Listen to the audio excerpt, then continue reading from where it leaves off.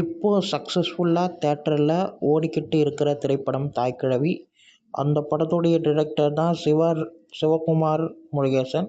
அவர் தான் இந்த செய்யன் படத்துக்கும் டிரெக்டர். நம்ம சிவகார்த்திகேயன் அவங்களுடைய மூவி, அதோடைய ப்ரொமோ தான் பார்க்க போகிறோம். நம்ம கமல் சார் தான் producer, Santhosh Narayanan sir music. ஓப்பனிங்கே போலீஸ் ஸ்டேஷன் காட்டுறாங்க, ஏதோ பிரச்சனைன்ட்டு. அங்கேருந்து அப்படியே போகுது வீடியோ, போய்கிட்டே இருக்கும்போது அப்புறம் நம்ம எஸ்கே அவங்களுடைய என்ட்ரி வருதுங்க.